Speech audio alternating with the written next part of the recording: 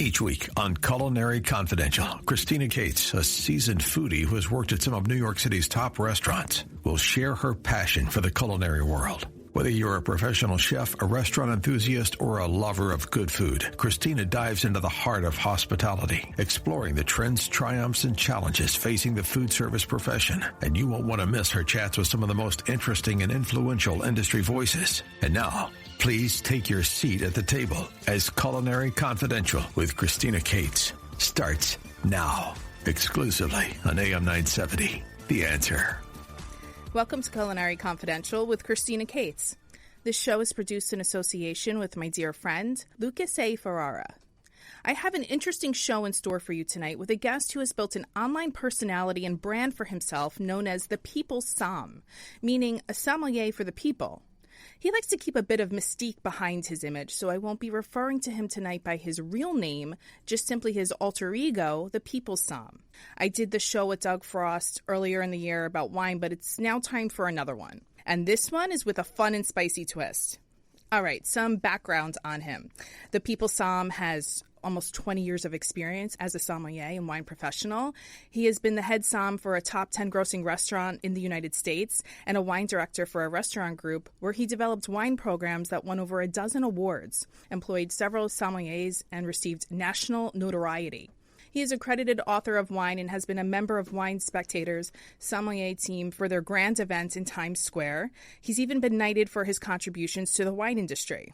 Currently, he has moved into the world of being a wine critic, acting as an influencer for the people, highlighting wine ratings based on value, a first for the industry and consumers of wine. Wine and the wine industry can be very intimidating for people, even for myself at times. There's a perceived elitism that comes along with the wine world. Wine culture often carries an air of sophistication or a bit of exclusivity, leading some to feel they lack the knowledge to participate. High price points and elaborate tasting rituals can make the experience seem just reserved for connoisseurs. There's also thousands of grape varieties, wine regions, and styles, making it challenging to know where to start. Terms like terroir, tannin, and vintage can feel very overwhelming to newcomers with no basic knowledge. And wine labeling isn't always easy to understand either. Some focus on the region and some focus on the grape. But the People's Somm is here to debunk and basically dumb down any preconceived notions you have about the industry and make the experience more approachable for the average wine drinker and lover. You have to follow him on social media. He's absolutely hysterical in the little reels he puts out on the internet, but it has very colorful language, and you won't be hearing any of that on the show tonight. Okay, hey, People's Somm is on the show. Welcome to Culinary Confidential. Oh, thanks for having me. Very excited to be a guest. Yeah, it's going to be a great hour. I'm super excited for this. I love everything you're doing on social media. I'm a big fan, so happy to have you here tonight. But can you explain in your own words, who or what is the People's Somm? Yeah, absolutely. So, the People's Somm is, even one of my reels, it's quite literally a wine critic for the people.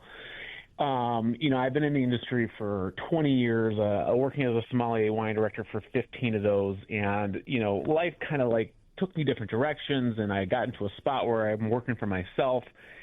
That's great. And I always looked at wine influencers, and I was like, this is dumb. I don't like it. Whatever. This is what are you just trying to be cute with, this and that. And I was like, you know what? Well, last year I started looking at some holes in the industry. And I was like, you know what? There's nobody out there who rates wine based on value. And what that means essentially is price point per quality, right? So it's just does this wine deliver for the price that they're charging? And nobody does that. So I was like, man, I think there's an opportunity here. So I kind of took this bold move in January, and Christina, I can't tell you how nervous I was. I was so You would nervous. never know it from watching all your reels. You were oozing confidence. Yeah, so that's the actor in me. So my previous life, I was an actor. I used to do improv at Second City here in Chicago for years, and but more so of the reputation, right, of throwing this out to the world of just putting it all on the line and hoping it works. Right. So it was literally New Year's Day. We released our first one, and I was just like pacing and sweating, and I was like, okay, let's see if this works. If it sucks, I'm taking it down right away. I'm taking it down right away, taking it down. And my girlfriend at the time, she's like, no, it's going to be great. No risk, no reward. I was like, you better be right. That's a great mindset. Yeah, so we threw it out, and it got a very, very good response. I would say a 95% plus response. Lots of shares, lots of people texting me. Obviously, it rubs some people the wrong way. It's just the nature of what I'm doing. But, it's the casualties of war, I guess. That's right. Yeah, and then, I decided, okay, I think we have something. Like, there seems to be a market. There was a couple, chef influencers that I was really watching over the last year that I liked. One is Ira Hungry, and the other is Olivia Tide, and they're blowing up. And they say the F word a lot, which obviously, if you've seen my reels, the F word is pretty predominant in what I'm doing. It's used quite frequently. Yes. Yes, and even my tagline is "Cheers, Effers," right? Yep. So it is a staple. And I was worried. I'm like, oh my God, is Instagram and TikTok or YouTube, are they going to ban me? Like, I don't want to start this and then get banned. But I'm like, if these guys are getting away with this, how come I can't? And it's been smooth sailing. Like, I've never gotten, no one's ever said anything about it, and it's growing. And we've been doing this for 4 months, and we have 6,000 followers already, which, from what I hear, I really don't understand it, but I'm just going. And from what I hear, that's a really good start. But no, it is. It definitely is. I mean, as you know, I just connected with you fairly recently, and I've been watching your Instagram pretty frequently, and I'm very impressed with how quickly you're growing your audience. Great. And I think the most exciting part of the audience is it's very engaged and it's very loyal. When I recommend a wine, on a Friday or just in a story, I would say I have upwards of 2 or 3 dozen people DMing me and asking me about it, or where they can get it, or where I got it for that price. But it kind of just goes back to the core of what I'm trying to do. I really am trying to do this for the 99% of the wine consuming world.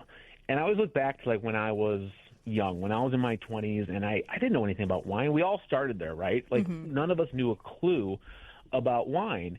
And I used to go to the store, have no idea what I'm doing, and I would see Wine Spectator. I didn't even know what that was. 95 points, and it was a $200 bottle. I was like, okay, that's not happening. And then I would go to my price point, which was at the time, $15. It still is, to these days. And it said nothing, right? There was no reviews. There was nothing. And I was like, okay, this label looks cool. It's got a cat on it. I like cats. I guess I'll give this a try.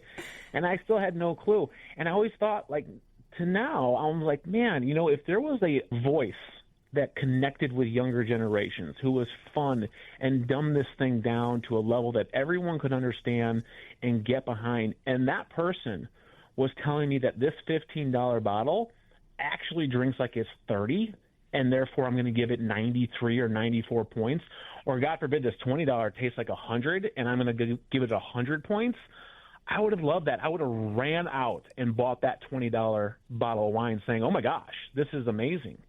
And that's what we're trying to do. And obviously we're doing it in a very entertaining, some would say aggressive way. But, there's reasons behind that, too. It's to obviously capture attention. It's to capture the millennials, Gen Zs. I'm a Gen Xer myself. So we're trying to get that new generation of wine lovers attracted and excited to, carry on the industry. I think that's great. All right. So you talked just very briefly a few moments ago about there's been some praise, but there was a little pushback. What are the responses from your peers, especially in the industry? Most of them are staying completely silent, right? Really? So, yeah. Well, some of them just unfollowed me, just done. And then I did one for. I don't understand that. Because they represent some of the brands that I don't talk fondly about. Okay. Right? And it's very un-Sommy of what I'm doing. Ooh, right? I like that word. Yeah, it's very, the Somm world is still very competitive. It's still very pretentious. Not everyone. So if you're listening to this in your Somm, I'm not talking about every single one of you. I'm just talking about the majority. And it's still chasing these fine wines and these fine palates, and you're chasing pins that ultimately at the end of the day don't really mean anything. And it's just some folks who see it, they're kind of just waiting, right? Because they're nervous, they're excited. Like, I get a lot of great feedback, but some of the negative feedback is, gosh, I did one on Opus One, and I don't mind calling them out because Opus One is a wonderful wine. Right. I love the wine. I've had it for years. They have a very consistent style. It is beautiful. It is one of the best wines coming out of Napa Valley, but it's $400 retail right now. Correct. Which to me is unacceptable. Like, they make so much of it. That thing should be $100-$150 tops, right? And even my reel about Opus, I praised it. You did. I watched it. Yeah, then I kind of knocked it down for being too expensive. But an Opus One representative reached out and DM'd me and said, this isn't cool. And I was like, you know what? I love your wines, but I'm here for the people.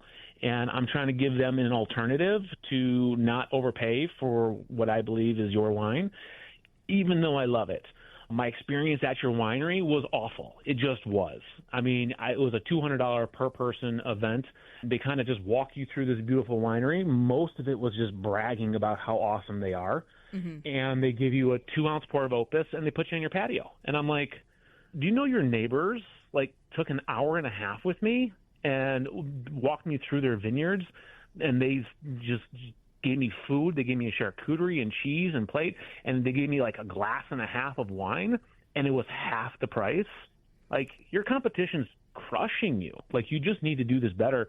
Otherwise, in the future, you're going to shoot yourself out of the industry. You're going to become so hands-off that eventually it's going to come around and bite you in the butt. Mm-hmm. And hopefully they learn something from it. Hopefully they look at me like, you know what, he's got a point here. We need to make our experience at our winery better. We just do, and more approachable and more exciting. If we ever want these younger generations, I'm talking, the 21 to 40-year-olds at this point, to be accepting of our brand and carry it into the future. I think that's great. And in the later part of this hour, I do want to dive into the wine industry and how people are drinking less as a whole right now, and that goes for wine also. I mean, wine sales are down. But I think that's great. You're making this so relatable to people. And I think, yes, you are going to get pushback from some of these brands, but I think that's a good thing. I say keep doing what you're doing, because I got to tell you, if I'm in a bad mood, I will go watch your Instagram because it makes me laugh. It's so funny. So I need to know who's coming up with these content ideas, because you're making little cinematic movies about wine, basically. Who's coming up with this? It is 100% what goes on in my brain, for better or worse. It is. I just sit around and I think of fun things. Like I said, my background, my first 15 years as an adult up until I was about, early 30s, 18 to 32, 33, I was an actor. And I did a ton of voiceover commercials, some theater, a little film, but improv at Second City and voiceovers were, kind of what paid the bills. And, a lot of people think it's interesting because then I got into wine and they're like, well, now you're just bringing the two together is what you're doing. And that's kind of what you're trying to launch with this new idea and this new career for yourself. And this is a 100% true story. I go to the local wine shop and I just kind of peruse for an hour. And I look at labels, and some I know, some I don't. I'm like, okay, let's do this one. This one's an easy target, or I love this wine. I want to promote them. These people have been really kind to me in the past, so I want to make sure that I pay it forward for them. Or who's this? I've never heard of them. I want to see what they're about. And then I make the selections of what I'm going to film. And we film 8 per month. It's just one day of shooting, and we film 8, 4 minis and 4 full lengths. And no joke, Christina, I'm a swimmer. So I swim 4 days a week at Lifetime Fitness, and all my ideas come while I'm swimming. I swim for an hour, and I'm just churning laps. And all I can think about is each brand that I'm going to do, and that is where all my ideas come from. And it's weird, but it's true. And one of my fears is I'm going to eventually run out of ideas. But no, I don't think so. But again, trying to make it entertaining. So some of them work better than others, and I think we're going to learn along the way what works and what doesn't. And by the time we're several years down the line, it should be a very, very polished people Somm. Well, I think it already is. I think you're off to the races with this, and you're doing a great job. But I do want to talk about how you're judging a wine based on value. Like, what's the benchmark? Can you walk me through that process when you're like, okay, this is scored 95 points on the scale? First of all, is the scale out of 100? The scale is out of 100. So if you go onto my page and you look in my highlights, you can kind of see the permanent scoring system. And, I mean, it's tongue-in-cheek. If it's, 95 plus, it's like literally just go buy it now. And then if it's 90 to 94, it means it's over-delivering. 85 to 89 means it is priced appropriately. I think 80 to 84, I put they could be doing better. And 79 and below, I literally said, go F yourself. You know what this is giving in the wine world? This is giving that Barstool guy, Dave Portnoy. Portnoy, yeah. Yeah, like this is the wine version of the pizza score. It really is. And, yeah, he would probably like this. You should do a collab. It's right up his alley. I would love to. If you know how to get his attention, please, please offer. Yeah. We'll reach out. He's definitely it's definitely his brand and his style just doing wine.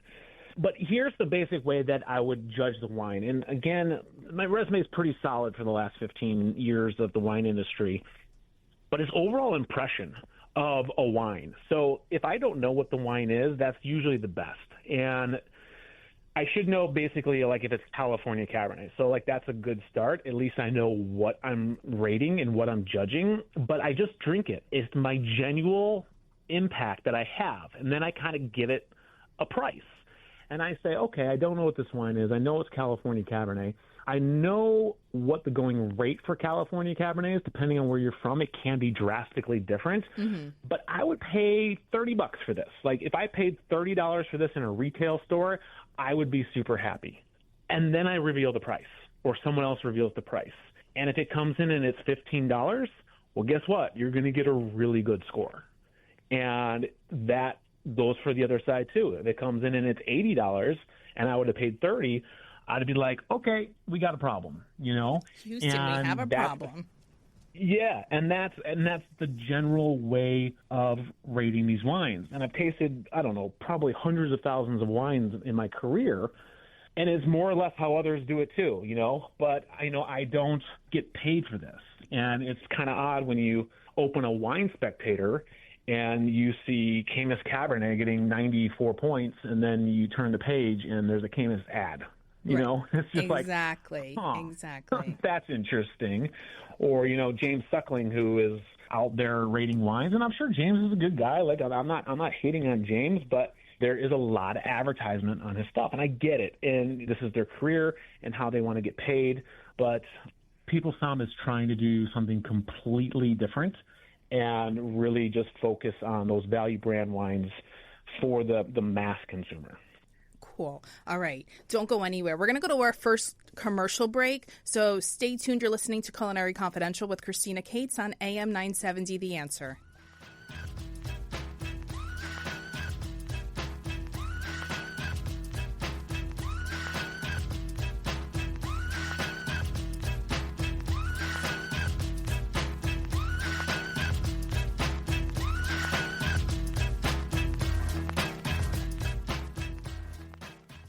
Over the last 30 years, Newman Ferrara, a New York City law firm, has evolved into a national practice focused on real estate, commercial, litigation, civil rights, class actions, and other complex litigation, representing many of the city's largest property owners, managing agents, and thousands of tenants. Newman Ferrara handles some of the nation's most significant class actions and civil rights matters. Newman Ferrara at 1250 Broadway in New York City. Go online to newmanferrara.com.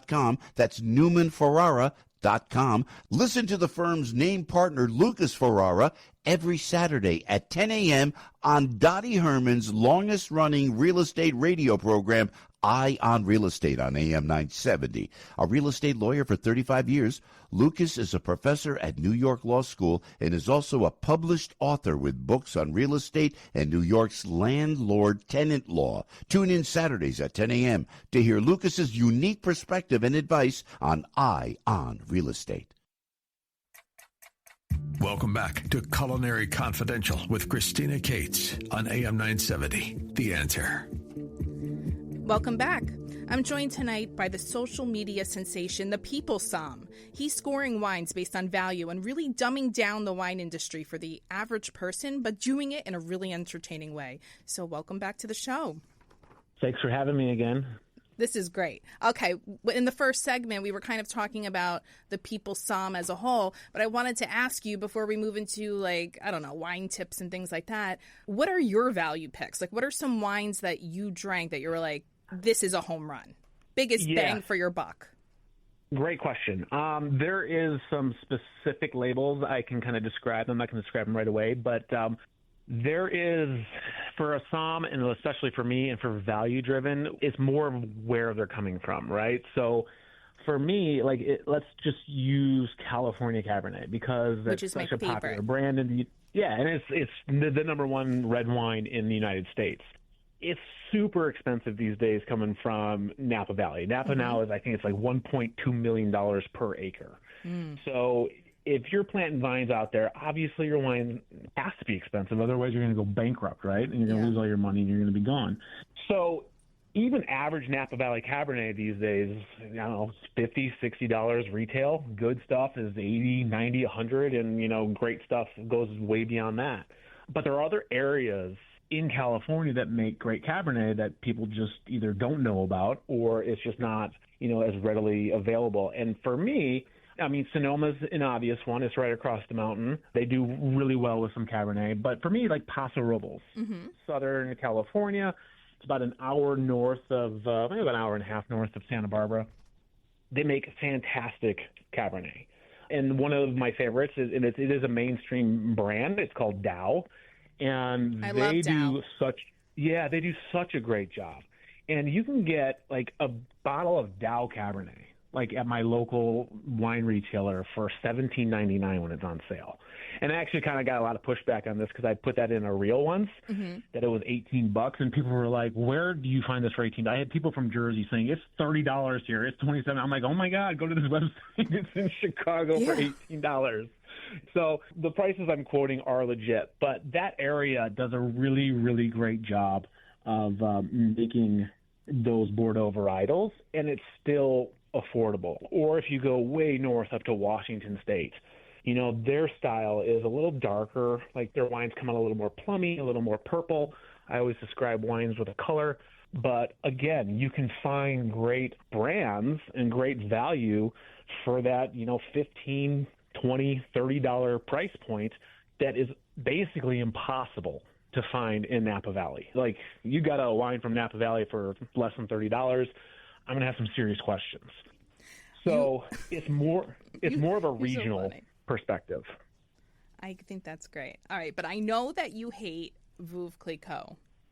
You've done reels about that, which is kind of the Pepsi Cola of champagne for the people. You just gave a great compliment to Veuve. That's about as good as it's ever going to get. By calling it Pepsi, it's not like I called it Coca-Cola. Tell me more about why you hate it. Okay, so Veuve is like, and here's the thing, like Veuve does make some good champagnes. It does make some good wine, all right? Especially their higher end labels, like the La Grande Dame is fantastic stuff. They make some rosés that are really good as well. So I'm not just dumping on Veuve as a whole or Moet Hennessy as a whole, because there's some good people who work there and there are some good wines.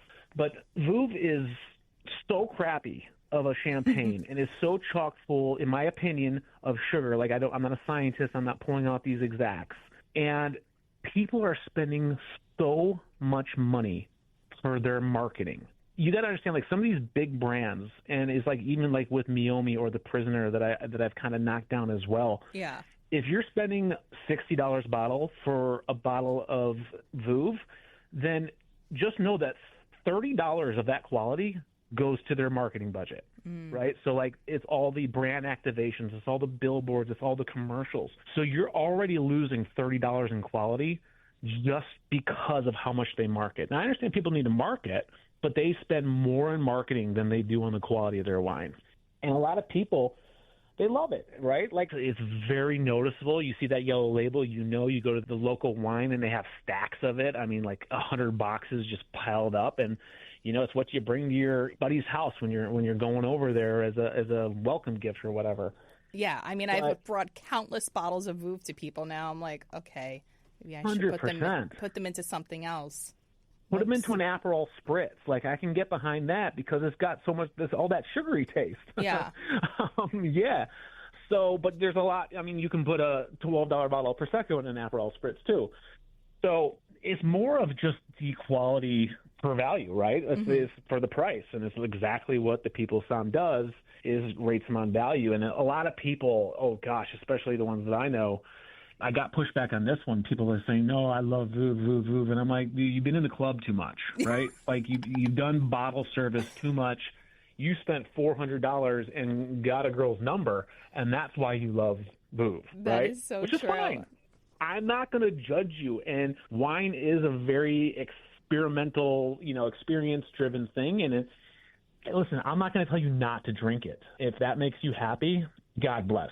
Drink it. Continue to drink it. What I'm going to tell you, though, is I can go out and show you Roederer champagne from Anderson Valley for $28. And if you're truly caring about the quality, it's a much better champagne. And, you can get 2 bottles for the price of 1. All right, let's switch gears for a minute. Let's talk about wine in restaurants. Like, if we have some restaurant owners listening to the show, how do you suggest for them easy ways to increase wine sales at their establishments? Yeah, that's a great question. It's twofold. So there's restaurants that have wine professionals in them. Not those high-end ones. Let's go for Correct. The mom and pop guy. The mom and pop guys, yeah. So my best, you need to blend it. If I'm a wine director and I'm suggesting, how to run a list and a program to a mom and pop shop, I'm like, you need to blend it, right? So you need to have some of those brands that are mainstream, like people know, that people trust. Like, I did a Sauvignon Blanc blind taste on one of my reels, and Whitehaven won, and it was great. Like, it was a good Sauvignon Blanc. God bless the people at Gallo and the makers of Whitehaven, but everyone knows that wine, so they know it and they trust it, right? And then you can blend out the rest of your list. And if you have, let's say you have, 10 reds by the glass, and you mix 3 or 4 big name brands, and then you can make the rest of your list of other, up and coming things. Yes, things some more that are creative. more off the beaten path, and it's just you need to have some sort of knowledge about that. Like, you have to understand what you're selling. Otherwise, it's just going to massively fail. But then you can turn in people onto the newer brands and introduce them to something new, because people like that. People like to, be the insider, to know something that they didn't know previously. But That's a great also point. with restaurants, restaurants are in a tough position because the margins aren't that great, right? So they do need to make money. And people are always like, oh, you marked this bottle up 4 or 5 times. At Total Wine, this is $15, and on your list it's $60. And it's that is true. But it's also if we don't do that, we won't exist. And then you'll be eating at home, and you're going to go have your $15 bottle of wine at Total Wine. So, I think the consumer needs to understand, especially with restaurants, that certain margins do need to be made if they want to continue to dine out and have those kind of experiences. Okay, I have a question for you, because there's a school of people that think this is a wasted effort, but decanting wine, what are your thoughts on that? Ooh, yeah. So I have very strong feelings about this. Strong? And yeah, I do have very strong feelings about this. And a lot of my Somm community would actually disagree with me. I personally believe there is no reason to decant a wine ever. You are that school of people. I am that school of people. And I'll tell you why. And here is, the wines that need a decant, usually you're decanting for 2 reasons. You're decanting to clear sediment from the bottle, whether it's tartaric acid, or whether it's just buildup over the years, and it kind of funnels to the bottom, and it's not something you're going to want to drink. It's not pleasant on the palate, but it just something that happens with older bottles as they evolve. My point would be okay, if you decant that bottle, air now is its enemy. That's an old bottle. Let's say it's 20, 30 years old. Air is the last thing that wine needs to see. So I've had wines that are 40, 50 years old, and they're beautiful out of the bottle, and then an hour later, they're dead, completely dead. The wine is completely different, and it's just oh, damn, air just completely took this thing out. And I personally believe that buildup of sediment is actually still part of the wine. It is part of the terroir, like the fancy somms used to say it, but that's more just like climate and geography and soil. And I think it adds an element. I mean, I think you could easily avoid drinking it. Yeah, absolutely. So to me, it's just part of the wine and part of the experience. And for the other reason of decanting is to aerate it, right? To bring oxygen to the wine. And if this is the only time I would actually decant it, if you had like a newer release and for some reason you had to open it or you wanted to open it and it was super tight up the top, very dry, you could probably put it in a decanter for a few hours and it'll mellow it out to some degree. But I would argue if you're doing that, you are opening that wine way too early. Like you're just like wait 10 years to open that wine. And to be honest with you, Christina, like any wine under $30, there's no decanting needed. Like it's fresh, it's ready to go. You know, if it's got a screw cap, that thing is fresh. It's meant to, drink right out of the bottle and right now. When I was at the Palm restaurant, people will disagree. They had a policy at one point. You had to decant every bottle of wine over $50, which is like the whole entire wine list. These servers were spending a good part of every shift just decanting wine. You know how many decanters we needed to keep on hand or aerators? I mean, it was just constant. It was ridiculous. And those things are not even easy to clean. Oh, brutal. And I don't understand the rationalization of it. And I think a lot of it is just for show. It's like a theatrical moment. Mm-hmm. Because even at a restaurant setting, right? Let's say you're opening a 2021 Opus One. We'll go back to that wine. And let's say the People Somm just said you shouldn't decant any wine. But he also said that if you're opening a current release, big Napa Valley Cabernet, to go ahead and do it. You're not sitting at that restaurant long enough for air to give an effect. That's a great point. I'm going to decant this, and I'm going to serve you a glass about 15 seconds later. What do you really think happened to that wine in that process? Nothing. And your little glass, guess what? That's a mini decanter. That is a little tiny decanter that you have. It's already decanted because it's in your glass. It's kind of silly. I think it's more of the showmanship. It's more of, again, the theatrics of it to make it look like more of a special experience than it really is. Okay, I think this is a good time to move to our last commercial break. Stay tuned. You're listening to Culinary Confidential with Christina Cates on AM 970 The Answer.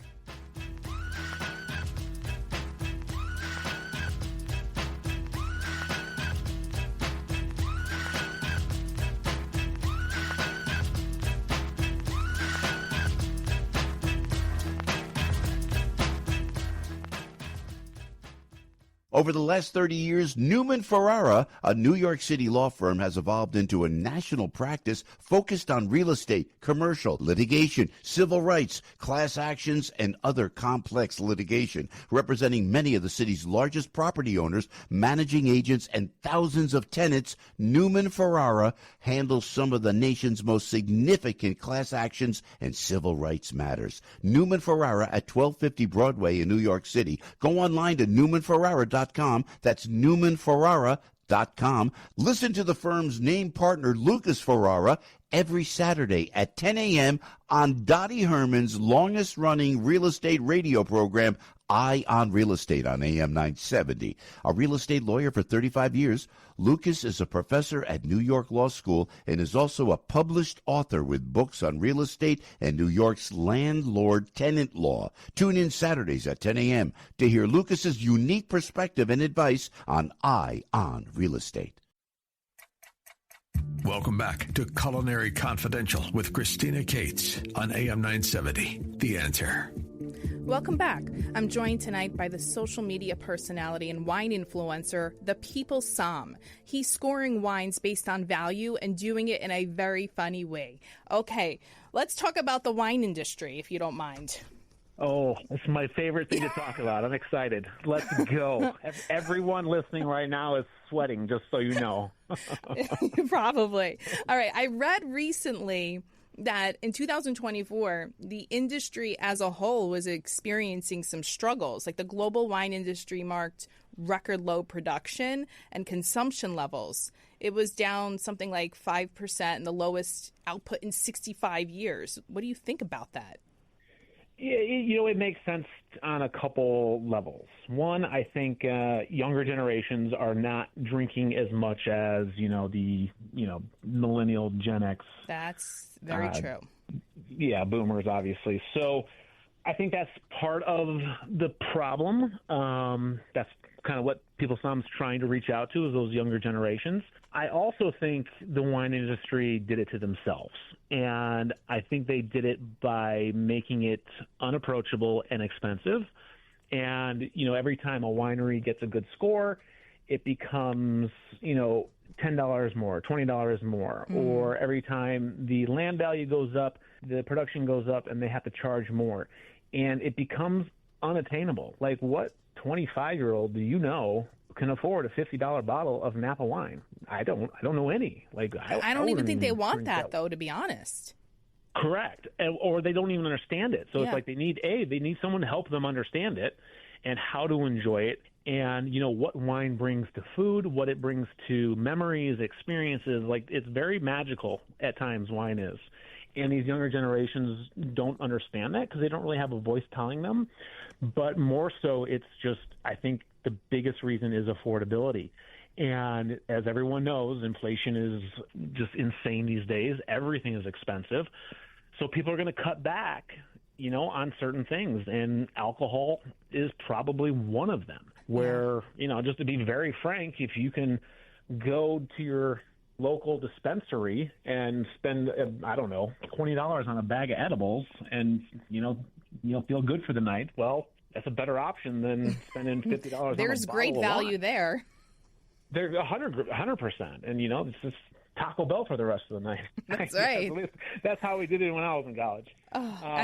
There's a change in preference for sure for the younger generations. And, I've even talked about this on the show over the last few months. There's more of like a mindful drinking lifestyle.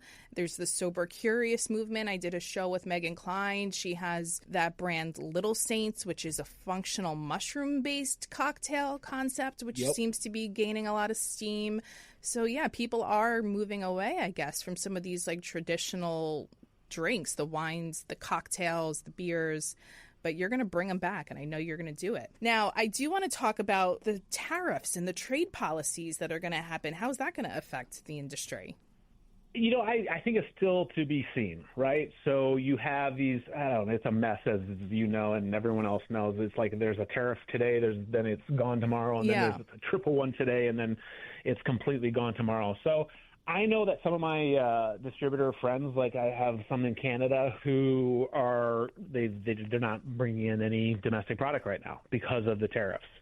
However, those have been relieved again. So it's just like I think there's just a level of uncertainty, and they're just looking for more clarity, like long-term clarity. So I think the quicker we can get that long-term clarity, the better. I have not seen personally an effect on wine prices because of them. So when I'm still talking to my supplier friends or my wholesaler friends, the prices that they are quoting, they're the same they were, a year ago or 2 years ago.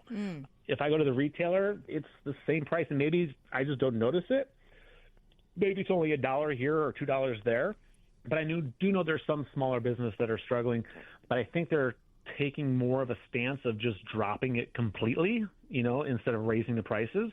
And I hope it gets sorted out because there's just so many great wine regions in the world that just deserve to be in the U.S. consumer hands or anyone's consumer hands. And I'm not talking about like France or Italy or some places in Italy, like where the prestige of the wine is there. I'm talking about like the smaller new regions. Like I love Albarino from Rías Baixas, Spain. And it's just like, these are small family producers, right? Like there's no conglomerate out there making these great wines. And for them to have to, possibly raise their prices to the consumer 30 or 40% just when they were starting to get into the market, it's going to crush them. And it's just like, man, I hope that doesn't happen. But I don't understand politics or, tariffs as much as I do wine. So I think I'm with everyone else and just kind of wait and see. Yeah. And hopefully there is some clarity, some long-term clarity that makes sense for everyone, really.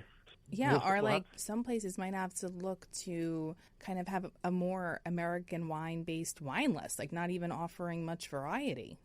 For sure. And I think, and I guess the current administration, that's kind of what they're going for. And I think most of these restaurants, I would say the vast majority, that's what they offer anyway, right? So, yeah, 90%, I would say, yeah. Yeah, I would say upwards of 90%, you're going to go to a restaurant and it is going to be predominantly American wines. And because Americans drink Americans. And I don't think that's bad. Like, I really don't. If you go to, I've been all over the world for wine, Christina, and when I go to Italy, guess what's not on the list? There's no American wines. Right. There's no French wines. It's all Italian wines. Well, why is it okay there? But if you're in America, we need to be so eclectic. And I understand it's more of a melting pot here, and it's more of an open mind. But, Americans ultimately are going to drink American. And, same with French. If you go to Paris, you're not going to find Camus Cabernet on one of those lists. And you're going to find, French producers up and down everywhere because it's, the French and we are the best and that's what we do. And for some reason that's completely acceptable. But, if you're in America and you have a tapas restaurant in Sonoma and, it's all Spanish, it's expected to be all Spanish wines. And it's just, that's what goes with that cuisine. It's kind of one of those contradictory things in the wine industry worldwide, but I get it. Like I said, I have full confidence it's going to sort itself out because at the end of the day, people are not going to want to destroy, such a great industry. All right. Are there any biggest misconceptions about the industry? From a consumer perspective? Whatever. Yeah, I guess from the consumer perspective, yeah. So I'm just going to be very brutally honest with you for the wine industry. It's full of a lot of nasty people. It's very cutthroat. At the end of the day, 90% plus, and I'm not talking about everyone. I'm really not, because there are some really wonderful people in this industry, but it's all dollars and cents. It's all about what's in it for me. It's all about what have you done for me lately. And these are some of the things I'm saying right now. Thank God I work for myself. Otherwise, I'd be probably fired for it. But this is what people are afraid to tell you. This is what people are afraid to tell the industry, that Veuve Clicquot pays 50% of, their dollars on marketing. You're paying for marketing, people. That's what you're paying for. And, this industry, it's rough. It's tough, and it's a great industry. I love it. It's been, basically my entire adult life and my career. But it truly can bring out the worst in people. And I will say it can also do very great things. It can do wonderful things, wonderful experiences. But ultimately, those wonderful experiences are for the consumer. It's for the guests of restaurants. It's for the, the experience of when you go out to a restaurant, your anniversary, your birthday, a Sunday fun day with the girls. It's about those memories. And that's the most feel-good part of what I did, because the business side of it, yikes. Messy. It's like the Wild West. It really is criminals back and forth. There's just a lot of dirt out there, and it's tough. So that's one big misconception. The other big misconception I always like to say is that the second cheapest bottle of wine is not the best one to get. just ask the wine professional if they have one. If you're in a good place and they have a wine professional or a server who knows about wine, bring the Somm over. Yeah, they want you to come back. Most of them, and at least I was never this way. I was never coming to your table to intimidate you or to go for your bankroll or to sell you on an expensive bottle. My number one goal was for you to love your experience so much that you had to come back. Because I knew at the end of the day, that kept me employed. That kept my dishwasher employed. That kept the lights on. So put your trust in the server, assuming it's a good place. And I guarantee you that their number one goal is for you to come back and enjoy your experience and tell your friends. There's an old story, an old saying in the restaurant industry that if you have a bad experience, you tell 10 people, at least. This was the worst restaurant I've ever been to. and you go on Yelp or you go to Google reviews and you tear them a new one. That's right. If you have a great experience, you tell maybe one or two people, right? It's just inherent in human beings to complain, I guess. But, you have to go above and beyond for people in the restaurant industry if you want to make it and you want them to come back. But that is the number one goal, for them to come back. And the last one, the biggest misconception, I love this one because I do private events a lot. The number one question I always get as a somm is, why do sulfites give me a hangover, right? Oh, yeah. Like the additives in the wine, why do I get so hungover from these sulfites? And it's the most unpopular answer I ever give, and it's not sulfites. It's literally alcohol, people. You're just drinking too much. And getting dehydrated. 100%. It is a true fact that a McDonald's large French fries has 200 times the amount of sulfites as an American bottle of wine. So unless you're getting hungover off of McDonald's fries, I got news for you guys. It's the booze. You can hate me later, but stop drinking so much. Okay, we only have less than a minute left. What's next for the People Somm? We're going to start to really expand. I mean, I got a whole whiteboard in my office. We're going to start doing restaurants more eventually down the line. We're going to start doing RTDs, cocktails, basically anything that falls under the Somm purview, anything that a sommelier is responsible for in the industry. We're going to do a lot of virtual events. We're going to do live events. There's even already been a little chime about maybe a television series. Oh, that would be very sick. Brand new. Yeah, but that's probably maybe, a year or two from now. But people have already reached out with some possibilities down the line of pretty unique concepts. So hopefully on to bigger and better things. And thank you so much for having me. And this was a great talk. And, this was great. I loved it. People will go check out the People Somm. Yes, check out the People Somm on Instagram. It's literally the People's Somm, and Somm is SOMM. It's so funny. I'm telling you, it's going to give you the best chuckle. Okay, thank you for listening to Culinary Confidential with Christina Cates, Sunday nights at 9 p.m. on AM 970 The Answer. But that's the show for tonight. Thanks for listening and have a great night.